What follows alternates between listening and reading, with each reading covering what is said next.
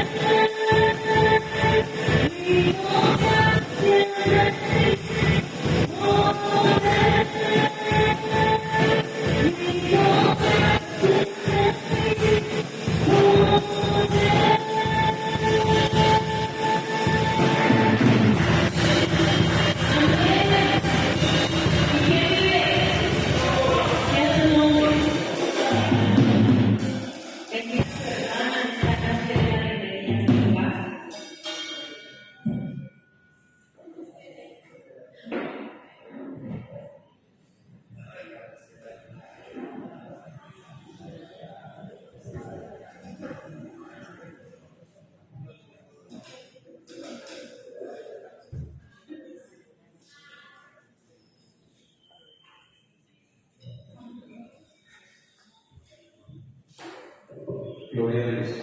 Dios me bendiga. Bienvenidos esta noche que podemos compartir hoy, amén, este tiempo especial en la presencia de nuestro Dios, poder gozarnos en Él, poder encontrarnos aquí en este tiempo importante de compartir la palabra de nuestro Dios. Acompáñenme por favor al libro de Salmos capítulo 20.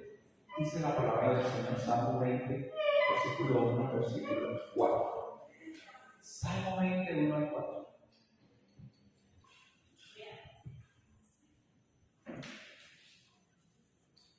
Salmo capítulo 20, versículo 1 al versículo 4. Dice la palabra del Señor: Jehová te oiga en el día del conflicto. En nombre del Dios de Jacob te defiendo. Te envía yo desde el santuario y desde Sión de su sede. Haga memoria de todas tus ofrendas, acepte tu holocausto. Te dé conforme al deseo de tu corazón y cumpla todo tu consejo. Este Salmo 20 es una oración de victoria, ¿cierto? Y es un buen deseo para una persona. Y algo que David, o algunas de las cosas que David nos recuerda ahí, tan importantes a nosotros, cuando queremos muchas veces orar por alguien, o desearle algo a alguien, exactamente que esa persona pueda ser escuchada cuando más lo necesita de parte de Dios, Señor. Cuando viva un momento de conflicto, pueda ser oído por Dios. Pero también, como dice la palabra allí, que Dios le defienda en medio de lo que enfrenta. Que Dios le envíe ayuda desde el santuario, que le sostenga desde el cielo y que haga memoria de todo lo que esa persona ha dado para Dios, ha ofrecido al Señor. Cuando nosotros damos para Dios, nosotros lo sabemos. Amén. Y no damos para comprar el favor de Dios nunca.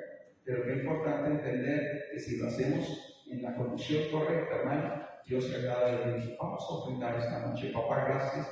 Tú eres nuestro Dios, tú eres nuestro Rey. Nosotros te bendecimos, Señor. Gracias por tu fidelidad, tu amor, tu presencia. Gracias porque hoy encontramos en ti dirección, fortaleza, gracia, favor, amor, Señor, Dios mío, de tu presencia a nuestras vidas. Nosotros nos refugiamos, nos fortalecemos, nos afirmamos en ti, Señor, y nos alegramos en tu paz. En el nombre de Jesús. Amén y amén. Gloria a Dios. Vamos a ofrendar. Padre, la alabanza.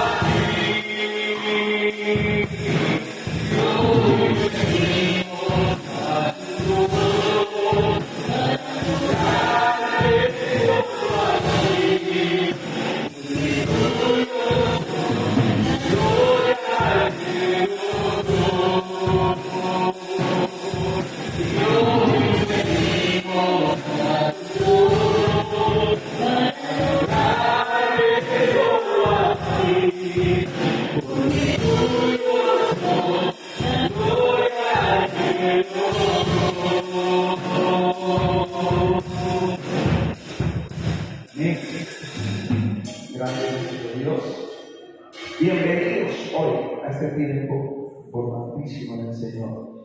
Bueno, este fin de semana tenemos una medalla en Candela y estamos invitados a hacer un misionero. Lastimosamente no se completó cupo de bus. Eso va a tocar, es como que tiene transporte porque ha sido un proceso, les cuento, ha sido difícil en este momento. Y ustedes entenderán que no se puede alquilar bus si no hay cupo. Muy difícil. Lo otro es que ese mismo día sale para el encuentro de unos hermanos que van a vivir un tiempo muy importante, muy especial. Es un tiempo maravilloso con el Señor. Los que van a ir al encuentro esperamos que puedan vivir el encuentro. Es un tiempo excepcional en el Señor. Y testificarán los hermanos de ello, amén, de lo que Dios hace. Acompáñenme al libro de Marcos, capítulo 15, versículo 33. Vamos a correr muy bien. Persona que nos visita por primera vez de acá, que Dios le bendiga, y voy a ponerle aquí hoy. Marcos capítulo 15, verso 33.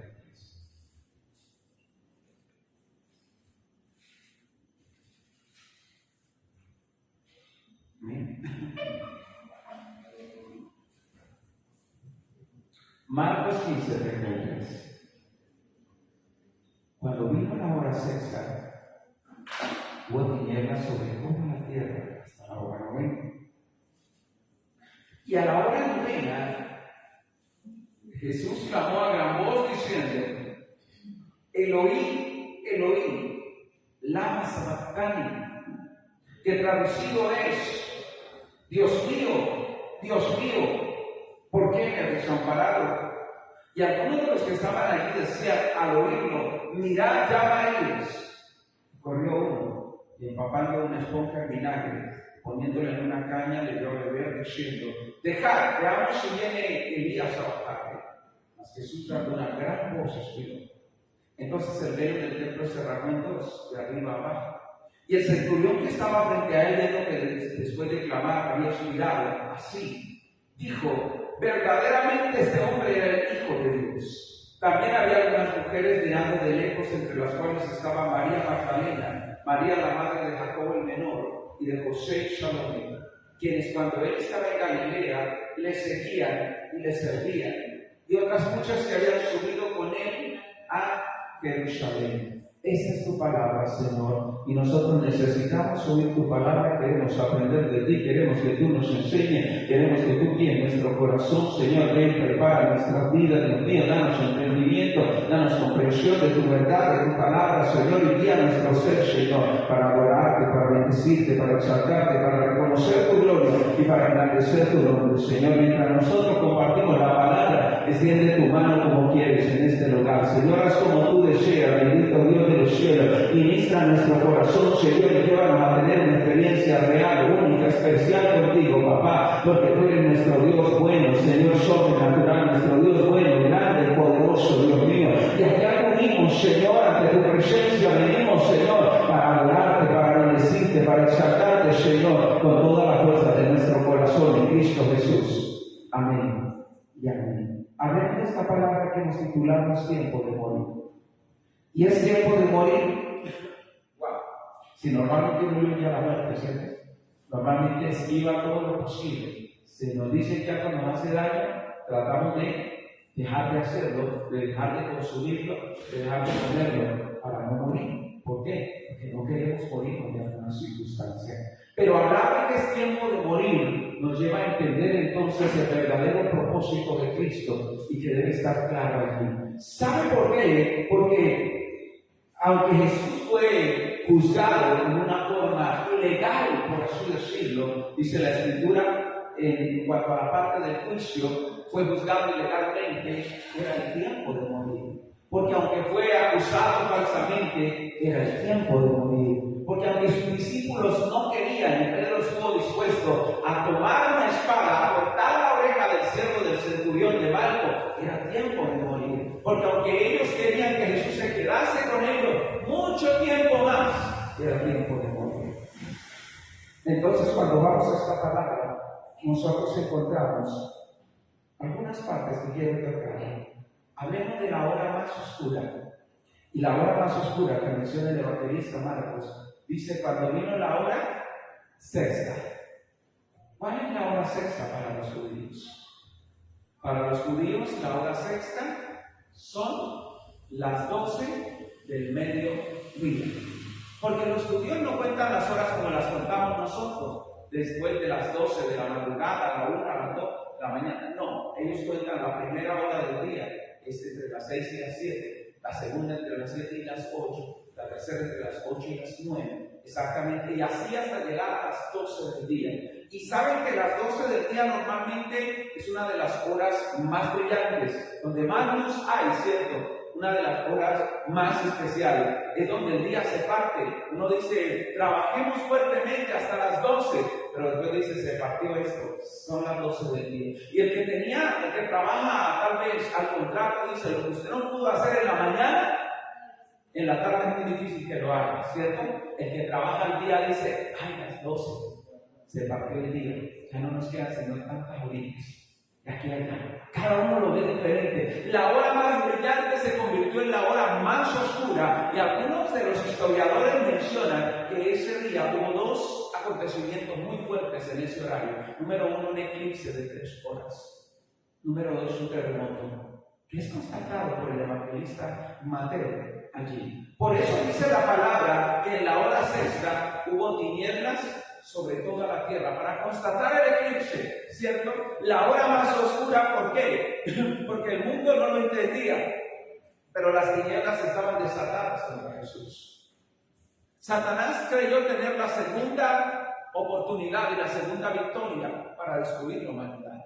La primera la había logrado en Edén, cuando sedujo a Adán y Eva, cuando los engañó y los llevó a desobedecer a Dios. Y ahora que la promesa de Dios, ahora que la promesa que Dios había dado a la misma Eva y al mismo Adán en Edén, tenía entonces su acontecimiento, él pensó que con la muerte de Cristo todo terminaba, las tinieblas se desplegaron para que tuviese la hora más oscura.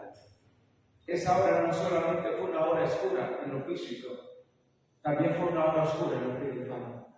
Y hay momentos donde Dios lo permite para que el mundo sepa la realidad. Hay fenómenos que suceden, los dos juntitos, y es sorprendente porque no se tenía data de que dos fenómenos como estos, un eclipse y un temblor, ocurrieran al mismo tiempo, pero ocurrieron allí porque Dios movía los cimientos del mundo para que el mundo comprendiese exactamente quién estaba muriendo en la cruz. Dios permitió que viniese oscuridad física para que el mundo comprendiese la oscuridad total que estaba enfrentando su Hijo ahí en la cruz en ese momento. A pesar de ello, a pesar de las tinieblas físicas y espirituales, era el tiempo de morir. Era el tiempo de entregarse allí. Entonces encontramos la siguiente parte del versículo 34. Nos habla de la hora novena. Y siguiendo entonces la forma como medía Dios las horas, ¿cuál sería la hora novena? Según nuestro horario. Serían entonces las 3 de la tarde, ¿cierto? Si las 12 son la sexta hora, la hora novena sería las 3 de la tarde. Y esta es la hora del clamor. ¿Por qué? Porque dice la Biblia que exactamente ese eclipse duró muchísimo. Y en la hora novena Jesús clamó a gran voz diciendo: Elohim, Elohim, lama sabactani. Jesús mencionó esta frase en arameo allí como tal. Una frase especial, clamando al Padre.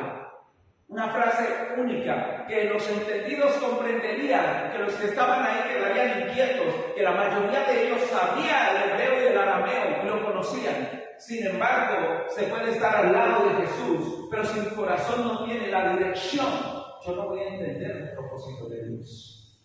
¿Cómo así? Porque la hora del clamor, ese horario de las 3 de la tarde, Jesús elevó exactamente un clamor, y un clamor muy fuerte, porque entre el sermón de las 7 palabras que nosotros escuchamos, esta es una de las palabras más duras pronunciadas, más difíciles pronunciadas por el Señor. Elohim, Elohim, lama sabactani. Es decir, Dios mío, ¿por qué me has abandonado? ¿Qué fue lo que sucedió en un momento tan crítico como este? Sobre Jesús estaba el pecado de la humanidad entera. Y Dios es santo. Y fue el momento de la separación entre el Padre y el Hijo. Fue la agonía más fuerte para Jesús, tener que cargar los pecados de la humanidad y estar separado del Padre, porque Dios es santo. Entonces, en medio de esa agonía, Jesús clama, Jesús levanta una pregunta de incertidumbre. ¿Por qué? Porque sentía el abandono fuerte, el abandono del Padre allí, y era el momento de dolor más crítico en la humanidad, era el momento de afectación más fuerte en la humanidad, el momento más difícil, porque el Hijo de Dios estaba cargando el pecado del mundo, estaba cargando el pecado de la humanidad, su pecado, mi pecado y el de todos. Estaban cargando sobre Jesús. La hora del clamor y de la incertidumbre allí, en medio de esto. ¿Sabe por qué? Porque con todo y eso, el Padre no podía salvarlo. El Padre no podía ayudarlo. Era el tiempo de morir. Era necesario. Tendría que darse porque no había otra forma. Porque los sacrificios hechos en el Antiguo Testamento, los sacrificios de cada uno de los sacerdotes, no pudo quitar el pecado. Pero que sobre Jesús, si encontramos esta palabra, y aquí el Cordero de Dios, que quita el pecado del mundo. No que lo cubre, como hacía la sangre de los machos cabríos, la sangre de los becerros, la sangre de los animales entregados. Cubría el pecado. Cristo no lo cubrió, Cristo lo quitó. Y por eso tiene autoridad para salvarnos y para restaurarnos a cada uno de nosotros. Era el tiempo de morir por todo eso. Por eso también dice el versículo 35, y algunos de los que estaban allí decían al oírlo: mirad, llaman a Elías. Era un momento muy íntimo de clamor entre Jesús y el Padre, pero los que estaban ahí no lo entendían. Cuando no tenemos la disposición no vamos a entender lo que Dios está haciendo. Cuando no tenemos la entrega no vamos a entender los propósitos de Dios. Por eso, estos eran espectadores, pero no eran creyentes. Eran de aquellas personas que fueron a la crucifixión de Cristo, pero no porque creyeran en Él.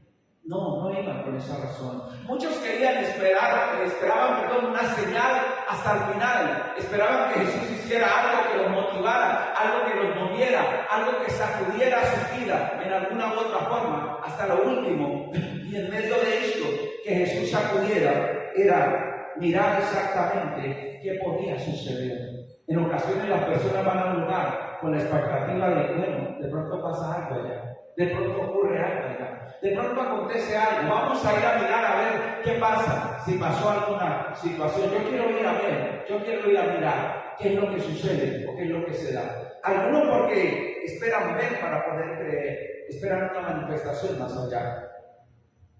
Pero estos no entendieron y dijeron, al estar allí, en un tiempo tan especial que muchos no habían podido comprender, pensaron que Jesús no estaba diciendo Eloí, Eloí, sino Elías, ayúdame. Elías, sálvame. Dijeron, ¿y se está llamando Elías esta hora? ¿Será que Elías va a venir? ¿Sería que Elías va a llegar allí? ¿Sabe?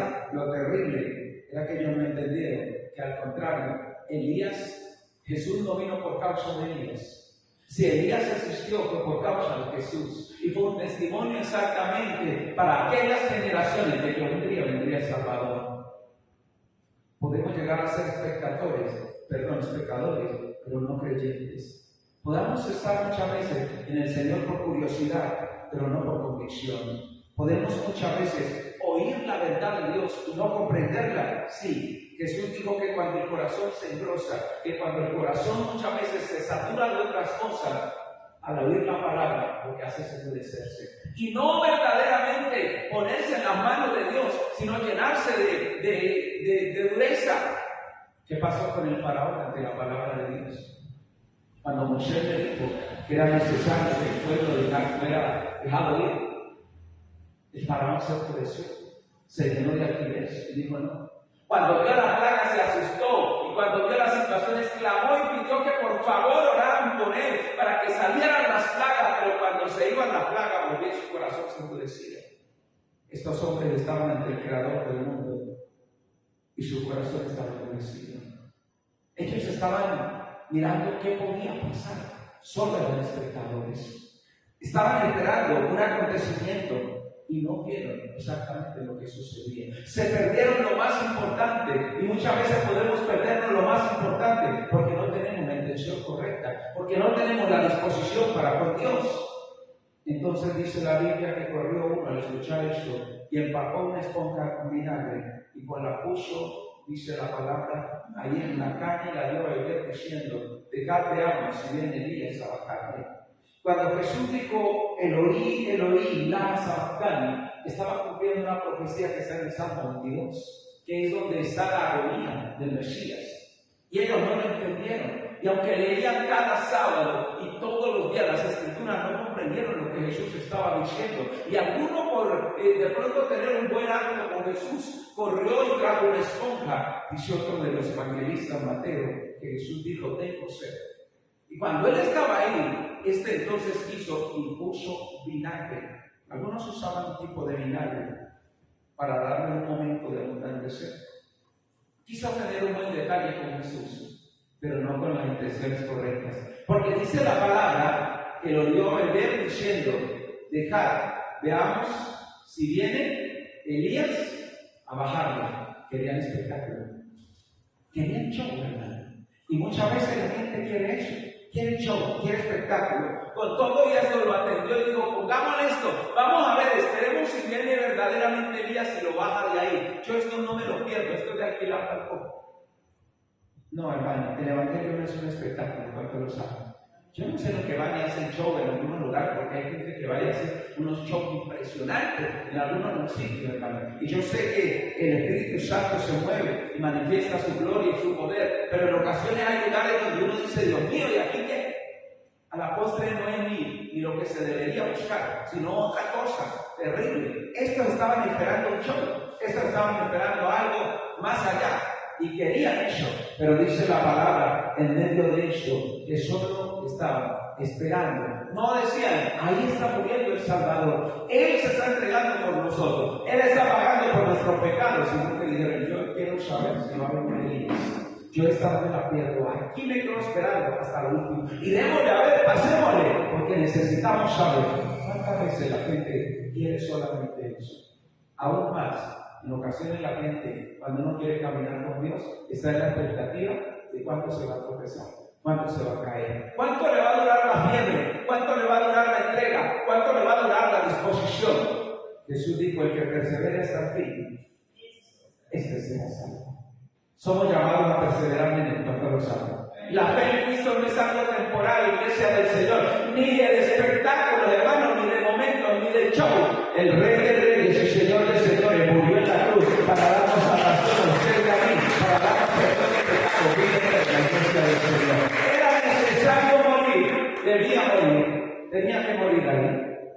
Ahora, con todo y eso, entonces dice la Biblia, mas Jesús dando una gran voz, expiró, dando una gran voz. Llegó ese momento, hermano. Ahora, lo que sorprende de Jesús es que estuvo consciente hasta el final. La crucifixión era una de las peores muertes, donde la gente muchas veces, por causa del sofoco del sol, de la deshidratación y de los procesos que se vivían, aún la gente perdía el conocimiento y empezaba una especie de agonía. Pero Jesús estuvo consciente hasta el final, en medio de esto, allí, y pudo proclamar estas palabras que quedaron marcadas. Y la Biblia dice que dio una gran voz. El evangelista Juan nos dice que lo último que él dijo fue: consumado es. Es decir, cumplido es. Dios es santo, el hombre es pecador. La única gran ofrenda de la humanidad, la única gran ofrenda en favor de la humanidad se estaba ofreciendo Cristo. Por eso el autor de los Hebreos dice: con una sola ofrenda hizo perfectos a los santificados. Lo que Jesús hizo en la cruz es suficiente para darle salvación a usted y a mí.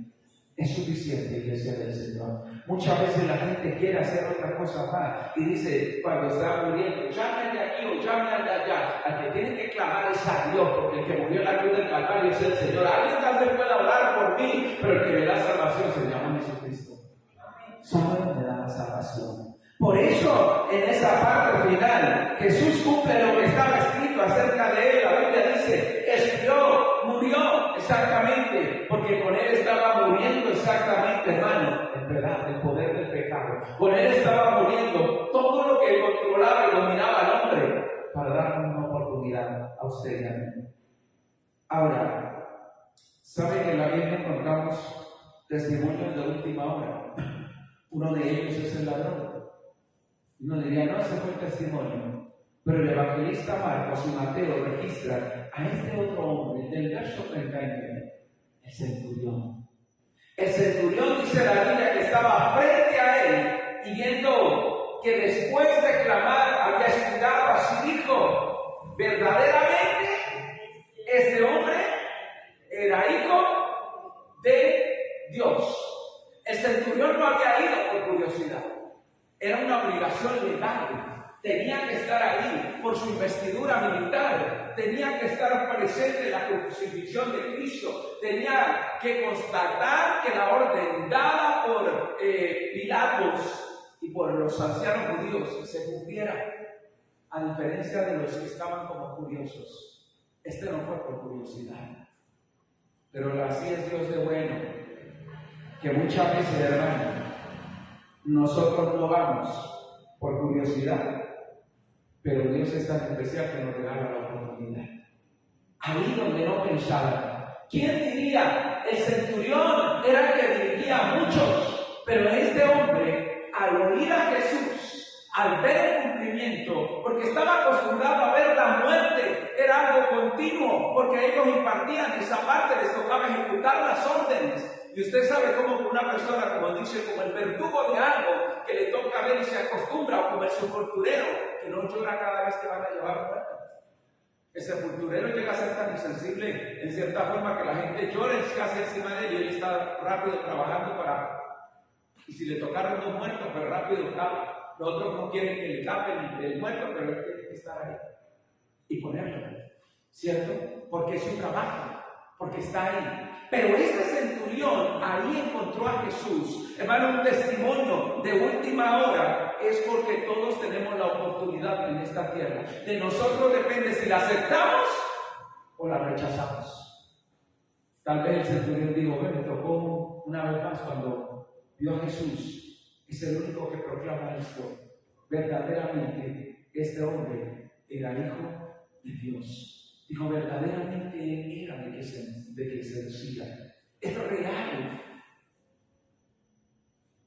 Bienaventurado un hombre o mujer que Dios le revela su propósito. Bienaventurada la persona que entiende lo que el Señor tiene para hacer. Los demás se lo perdieron, escarnecieron a Jesús, se burlaban de él, quisieron ponerlo en ridículo. Hasta lo último se burlaban, hasta lo último esperaban un show.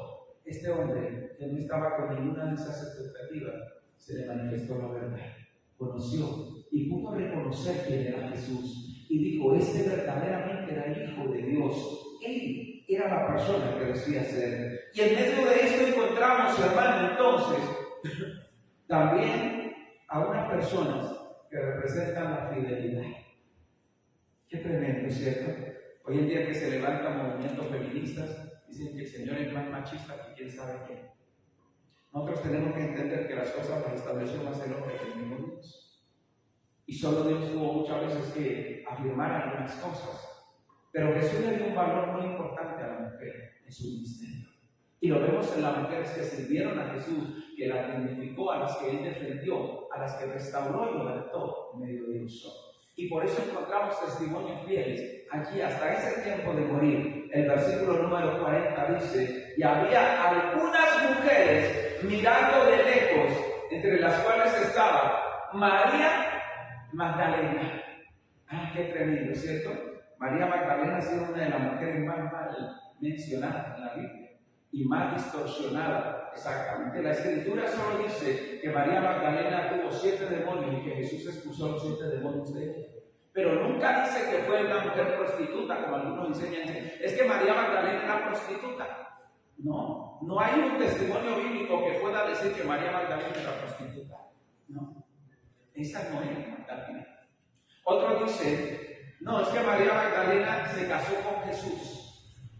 Hay alguna interpretaciones finales de gente errónea que dice, no, es que María Magdalena fue la mujer de Jesús. Y una película que se llama El Código Da Vinci, entonces dice que el que está en el cuadro de la última cena de Da Vinci no es el apóstol Juan, sino que ahí está es María Magdalena, sino que tenía rasgos, que a Juan lo hacen con rasgos femeninos para decir que era María Magdalena. Era mentira. Finalmente salió otra película que dijo que lo que pasa es que María Magdalena era amiga de Jesús desde muchos años y que siempre estuvo enamorada de Jesús. Y entonces Jesús nunca le paró bolas. Y ella de despecho se volvió prostituta. Y en esa película que se llama La Última Tentación de Cristo, hermano, que si uno no conoce la palabra de Dios lo enreda, porque Jesús va y mira y le dice a ella que no, que deje de prostituirse. Y ella le dice que la culpa es de él, para que él sepa que ella lo amaba y ella no fue capaz de prestarle atención por ponerse a salvar el mundo. Él no fue capaz de prestarle atención. Entonces Jesús va y se pega una borrachera. ¿Hasta dónde le ha atrevido el diablo? ¿Cierto? Para tratar de distorsionar al Señor Jesús.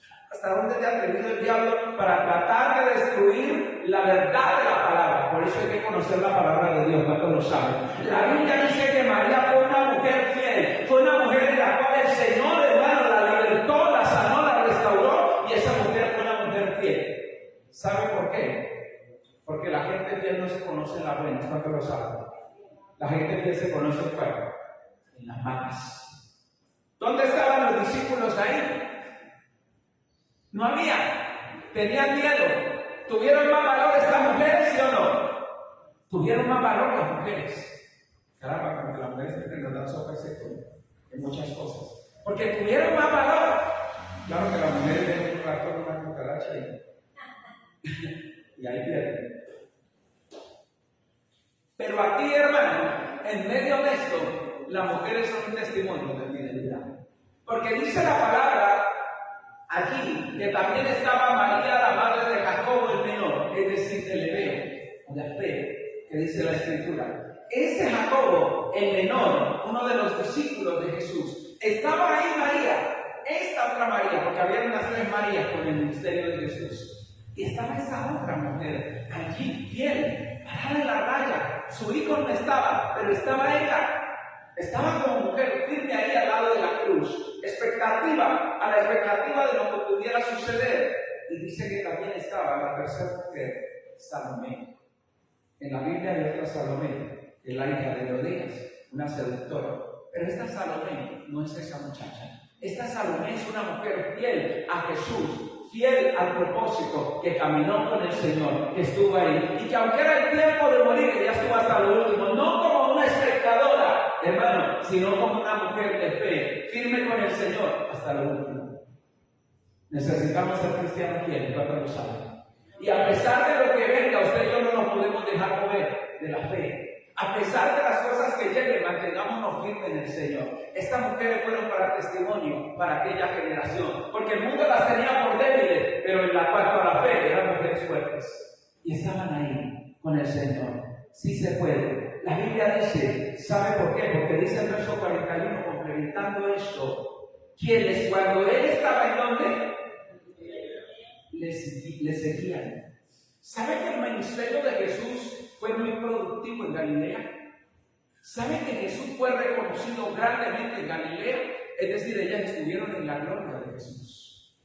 Estuvieron en los momentos buenos. Estuvieron en los momentos especiales allí. Dice, y le servían allá y otras muchas que habían subido con él a Jerusalén. Ahora no estaban en Galilea. Ahora no estaban en el esplendor. Ahora no estaban en los aplausos. Ahora estaban en el momento de la muerte. Hay gente que Dios lo ha preparado para estar con nosotros ahora en momentos así, tan fuertes y tan difíciles. Era el tiempo de morir. El mundo, o nosotros no hubiéramos querido, hubiéramos dicho, no es posible. Pero solo la muerte de Jesús nos podía redimir. Solo la muerte de Jesús. El mundo quiere opacarlo. Hoy se promueven leyes para que se saquen de las instituciones exactamente todo lo que tenga que ver con la fe, todo lo que tenga que ver con la parte espiritual, pero para que se levanten banderas del orgullo gay. Se está luchando en cantidad en eso, para que se saque todo lo que tenga que ver con Dios. Y si el pueblo de Dios no testifica, si ustedes y yo, hermanos, no oramos, si nosotros no clamamos a Dios por misericordia, créanme que esto será más difícil cada vez, será más terrible, porque se levantarán hombres y mujeres perversos para tratar de desvirtuar al Señor Jesús, para tratar de desvirtuar la verdad de Dios. Pero era necesario que Jesús muriera, no solo por el de aquí, no solo por el de allá. Lo más importante es que Jesús murió por mí, murió por usted. Eso es lo más importante. Era el tiempo, era el momento. Jesús se entregó para darnos salvación y vida eterna. Esa es la razón fundamental. La iglesia no lo puede olvidar, porque la victoria del cristiano está en la muerte de Cristo. Amén. La victoria para nosotros está en la muerte de Jesús. Porque cuando el enemigo nos quiere recordar el pasado, yo le puedo decir al enemigo, mi pasado también fue a la cruz sobre los lomos de Jesús y quedó ahí. Yo soy una nueva criatura ahora en el Señor.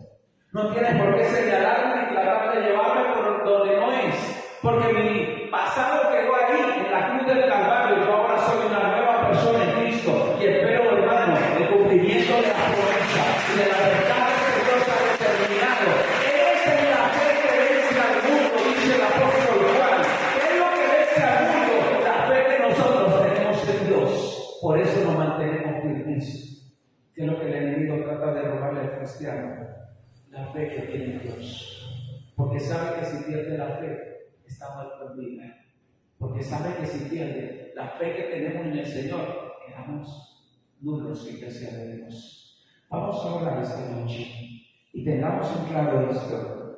Era el tiempo, Jesús se entregó por usted y por mí. No olvide eso, pueblo del Señor. El mundo tratará de enredarnos, de llevarnos por muchas cosas extrañas, para que nosotros también un día neguemos o pensamos que no fue efectivo. No. Cristo se entregó. Su muerte no fue en vano. La muerte de Jesús era necesaria y fue suficiente para ustedes y para mí, para darnos esperanza y vida. Señor, gracias, Dios mío, por lo que tú has hecho en la cruz, Dios de los cielos, Señor. Porque te entregaste por nosotros aquí, Dios mío, porque te diste, Dios de los cielos, y nosotros podemos encontrar restauración, restitución, Dios mío, Señor. Gracias por entregarte, gracias por darte por nosotros en la cruz del Calvario. Gracias, Señor, porque tú nos has dado vida y esperanza, vida y restauración, vida eterna, Señor. Porque tú nos has dado, bendito Dios del cielo, de tu salvación, Señor, nos has entregado, bendito Rey de Reyes, Señor. Oh Dios, de tu verdad, de tu amor, de tu paz, de tu aliento, de tu misericordia, Señor. Gracias porque era necesario, Señor, que tú murieses allí en la cruz para darnos vida y vida eterna, para darnos vida y salvación, Dios mío, Señor.